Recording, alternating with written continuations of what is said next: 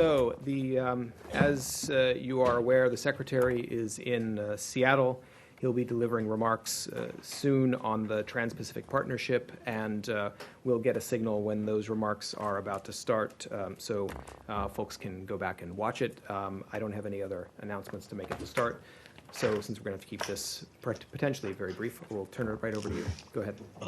What's your reaction to reports that the Clinton emails, the timeline that you provided, was rejected by a D.C. District Court judge? Well, there was a court order issued this morning which directed the department to provide certain information within a week. That's what you're referring to. This includes directing the department to propose a schedule for rolling productions of Secretary Clinton's emails. Of course, we take our legal obligations seriously. We'll comply with the order. So I don't have further comment than that, but we will, of course, comply. So you have no plans to appeal or to challenge this ruling? I don't have any plans of those sorts to Can you explain why you wanted to release them all en masse in one big bulk delivery? Well, that was the plan that we had originally proposed, which we spoke about from the very first time this issue came up. I don't have further reasoning beyond what we filed in the court papers. I'm not challenging. I just wanted to know why that was. Well, it's a large volume of documents, 55,000 pages. It requires coordination with, in some cases, with other agencies and as well internally. It covers basically the entire span of the Secretary Clinton's time at the department. So it covers a lot of different issues, but I don't have further. Detailed analysis. So now we should expect within 1 week a new timeline from this department on how it will release it, right, bit by bit. That's right. That's the request. I would also just mention, because we've been handling it separately, which is we've been working to release the Benghazi-related emails first. That has also been part of the plan from the start.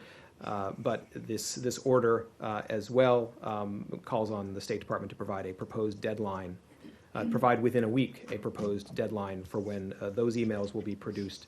We will comply with that aspect too. So just to make that clear. Are any of those emails going to be released this week?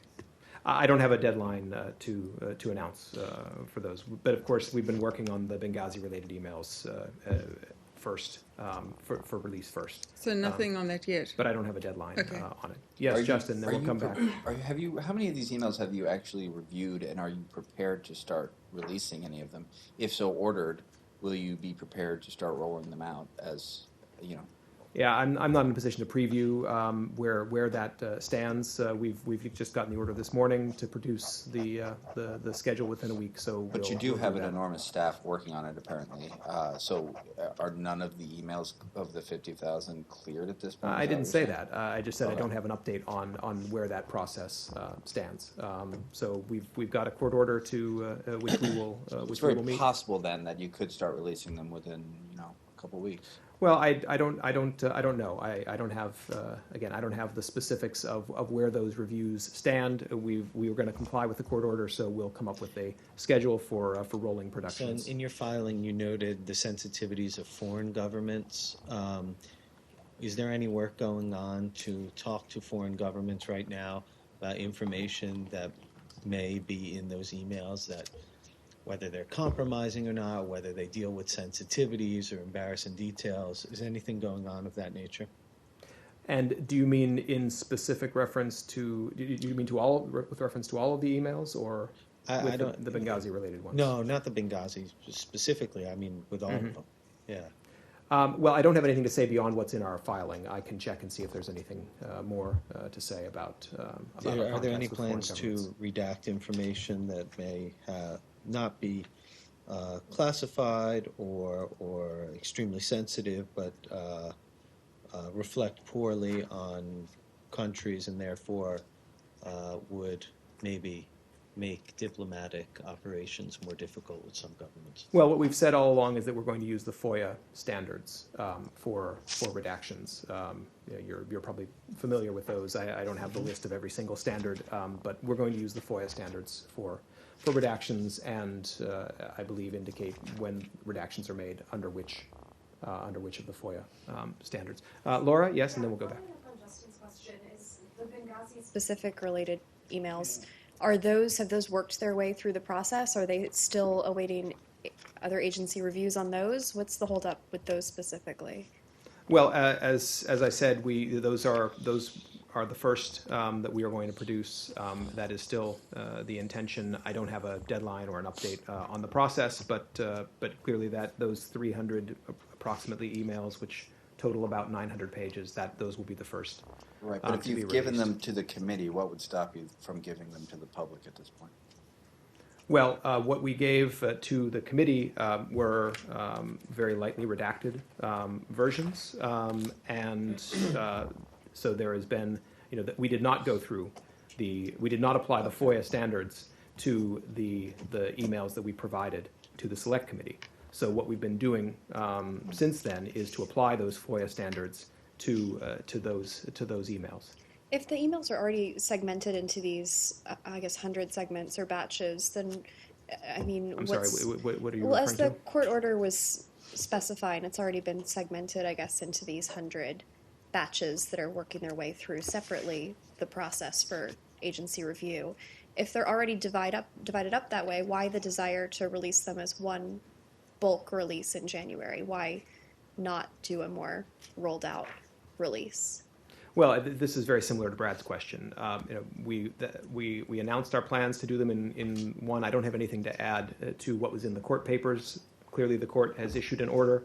We're going to comply with it, but I don't, I don't have a further breakdown of the individual, components. Let's say of the 55,000 pages. The Secretary herself has just told correspondents that she wants this done as quickly as possible. Does that change your timeline at all? She seems to really want to get this out as quickly as possible. Well, we've said from the very start that we're going to apply the FOIA standards to releasing these emails to make sure that information that shouldn't be released under those standards is not included. That's what we continue. That remains our intention. Would you take into consideration anything that she may say about the release of this instead of the emails that she generated herself? Well, I'm not familiar with those comments. These are records, as we've talked about.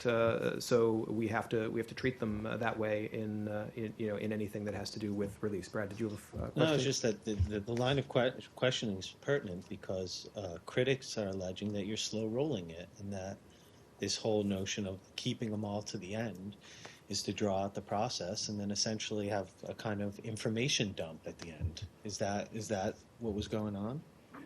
No, I don't think so. Again, we have a large volume of records that cover the entire span of Secretary Clinton's time at the department.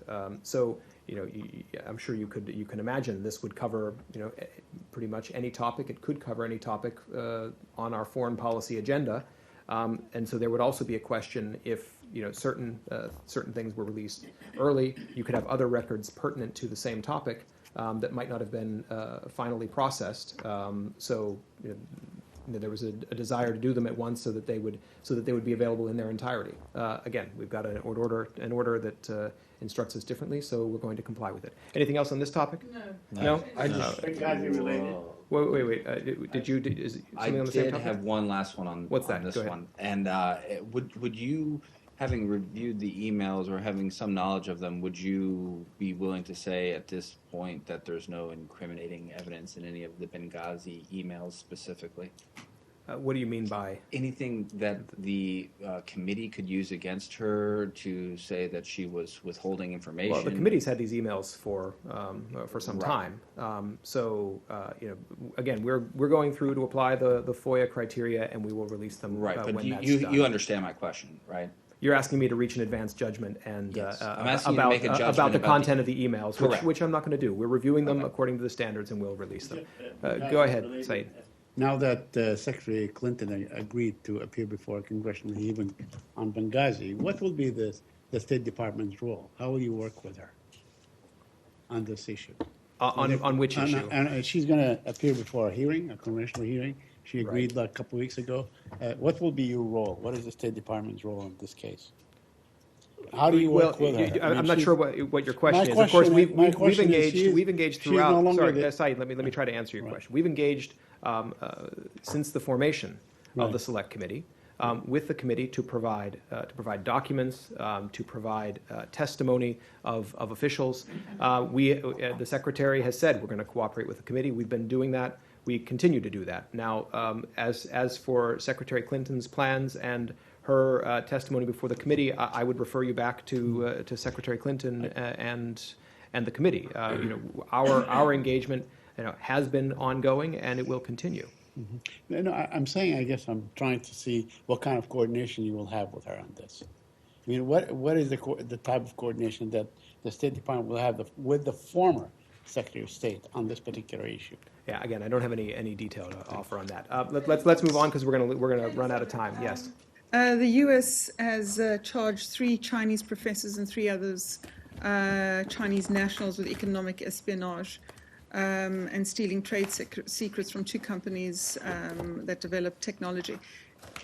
Does the State Department have any comment on this? Did you have any role in looking at, for example, the visa issues or any kind of role that the State Department would have in this? Mm-hmm. Well, there was the Department of Justice this morning released their document on this, rather long document with a lot of detail. Yeah. So for any questions about the specifics of the investigation, the Department of Justice would have the lead. I think this case demonstrates, though, that the United States is committed to protecting U.S. companies' trade secrets and their proprietary business information from theft. So this is an important issue for the United States. I'm not going to comment on our role in the investigation. Is there any concern that this case might cast a pall over, Chinese nationals looking for work in that kind of area, in technology? I mean, it does raise some concerns. And is there any concern within this building and that would be the case? That the spin-offs from this? Well, again, we, as with our colleagues from the Department of Justice and across the U.S. government, we are committed to enforcing the law and supporting the law enforcement agencies, and also to ensuring that American companies and American individuals that their business information is protected, and that that economic espionage is. Something that we take very seriously. So, I guess the question that I really want to ask was that, is there going to be extra scrutiny on overseas nationals working in this area and the granting of work visas or authorizing them to work here in that area? Is there going to be extra scrutiny? Well, I think this has just been issued today, so I think it would be too early to say that there were specific operational measures that the State Department would adopt. But I go back to my earlier statement. We take these issues very seriously. We're always vigilant about these kinds of concerns, and I think for today I'll leave it at that. Anything else on this topic? No, new topic. Mm-hmm. There were news reports today saying that Secretary Kerry has offered SOC President Khalid Khoja, when he was here in DC 2 weeks ago, he has offered a proposal stating that if the opposition wants a political solution for the crisis in Syria, they have to accept Assad in the transitional phase, and if they want Iran and Russia to support this transitional phase 2. Today, the SOC spokesperson has said that Assad will not be part of any political solution or in any transitional phase, no matter how long it takes or whatever shape it takes. Do you have anything on this? Is it accurate that the Secretary has proposed such a proposal? I have no information about such a proposal, and I'm not confirming in any way. Again, our position has long been, and it remains, that Assad has no role in Syria's political future. We've been extremely clear about that publicly as well as privately. So I don't have I don't see any truth in that report that you've cited. I haven't seen the report myself, but the way you describe it, no. And are you more flexible now about Assad participating in the transitional phase for a short period of time to convince Iran and Russia to support a political solution? And that's why Ambassador or Special Envoy Rubinstein was in Russia yesterday? Again, I don't have any detail to offer on that. Our view is clear. Assad has no future in Syria. There's, of course, consultations being led by de Mistura now in Geneva. That's the focus of attention. Also, our special envoy has had some discussions recently in Geneva as well as in Moscow, but I don't have that kind of... Jeff, you certainly agree. On this one, when you said that he has no role in the future of Syria, did you mean too that he has no role in the transitional phase too? Well, again, I think we've been very clear about Assad. I'm not going to get into parsing this in the way you're trying to suggest. Our view on Assad has not changed. Yes, Joe? The meetings which Special Envoy Rubinstein had yesterday in Moscow? Well, you probably have seen the note we put out yesterday afternoon. I don't have a lot to offer beyond that. This was a follow-up to the discussion that Secretary Kerry had with President Putin and with Foreign Minister Lavrov on the topic of Syria. So Special Envoy Rubinstein met with Deputy Foreign Minister Bogdanov, other foreign ministry officials, and the focus of all of these discussions is to create the conditions for a genuine, sustainable political transition in Syria that's consistent with Geneva. And what does that require? The Again, right conditions. What are you talking about when you talk about the right conditions? What do you mean? Create the right conditions. What do you mean? Well, again, we need to see the process in Geneva that de Mistura is leading move forward. He's having consultations, and we've been talking with the Russians about putting the right pressure on all parties to engage. I don't have further detail to read out than that. Saeed Very quick follow-up. But you keep saying you want a transition, or you want to see a Syria that is representative of all Syrians. Certainly, Mr. Assad represents, a large minority, if you will, because it's the Alawis, the Christians, many Sunnis, and so on. They're part of the process. I've spoken to Mr. de Mistura himself. I mean, this is the case. How could you say that he has no role to play Look, whatsoever Assad is responsible for the transition? bloodshed I understand. in I mean, Syria. that and aside. Sorry, Saeed, we're running out of time here. I don't have anything to add. But the hard fact is that he does represent a large minority, correct? He is the leader of the regime that has been brutally suppressing its own people, which has led to the deaths of countless thousands and millions of Syrians who have had to flee, either internally displaced or have left their country. Nicola, go ahead. Very quickly, staying in Russia, do you have details or readout about the meeting Assistant Secretary Nuland had in Moscow yesterday? So she has just returned this morning, I believe. I don't have the detailed readout of each meeting. I would again, this was focused on Ukraine, our desire to see Minsk implemented, following on Secretary Kerry's meetings with President Putin and Foreign Minister Lavrov. We may have more to say in the course of the day. Yes, on Ukraine yesterday, Kiev showed off to the media two men that they said were Russian soldiers that they'd captured during a gun battle in the east, and they'd been wounded, and they were shown to the Ukrainian media. I just wondered if you had an opinion on whether A, these really were Russian soldiers, and B, whether what I mean, surely there are conventions against parading or allowing the media to go in and sort of see people that you are saying are captured prisoners.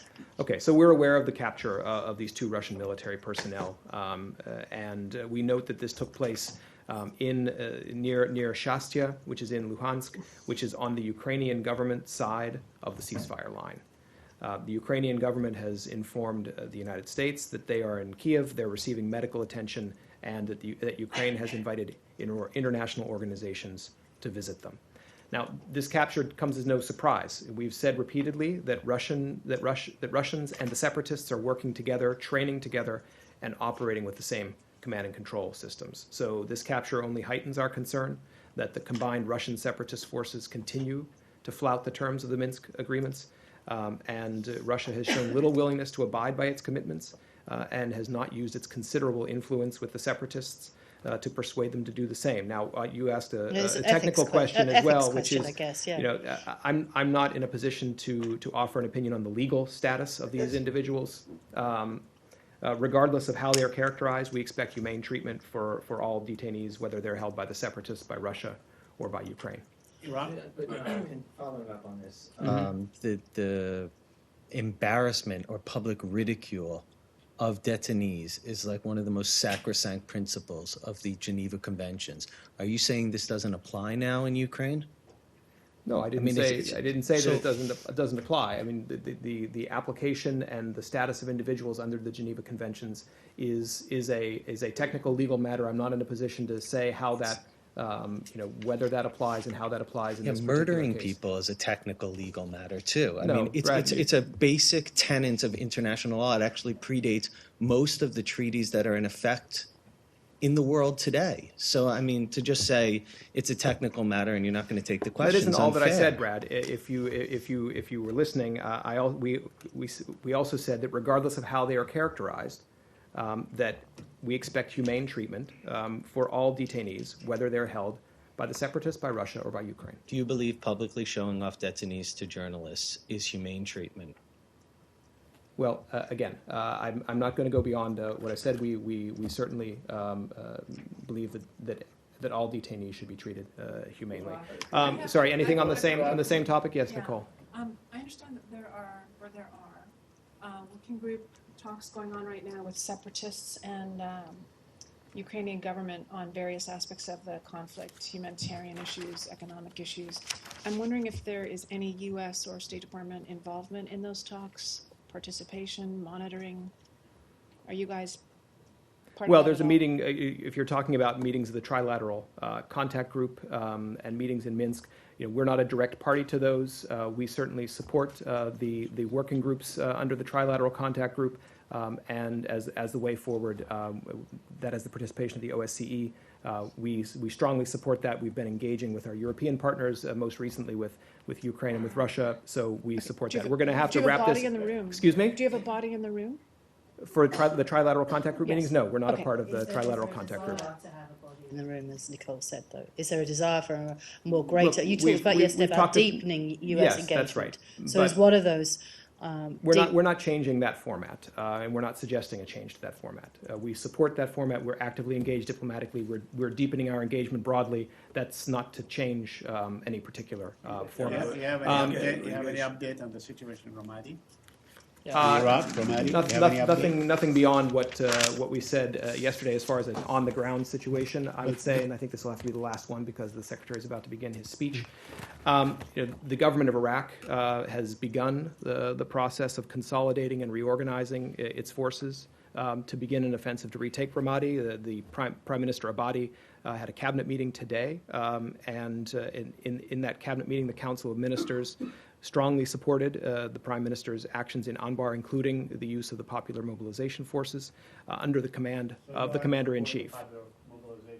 We're supporting Prime Minister Abadi and his Council of Would you have Ministers. any reservation about the Shia militias being used in Ramadi? Like I think I spoke to this yesterday. I don't have anything to add. So Secretary is going to begin speaking. Rohingya, you have any update for quick? Rohingya, okay. Let me just mention that we remain concerned about the situation. We urge the countries of the region to work together to save the lives of migrants at sea. I would point out there was a joint statement issued by the International Organization for Migration, along with several other international organizations. We support that joint statement, and we urge countries to adopt the 9-point plan that it presents. We also believe all governments should participate in the conference being hosted by Thailand on May 29th. We continue to urge governments to identify and address the root causes of the crisis. Thanks.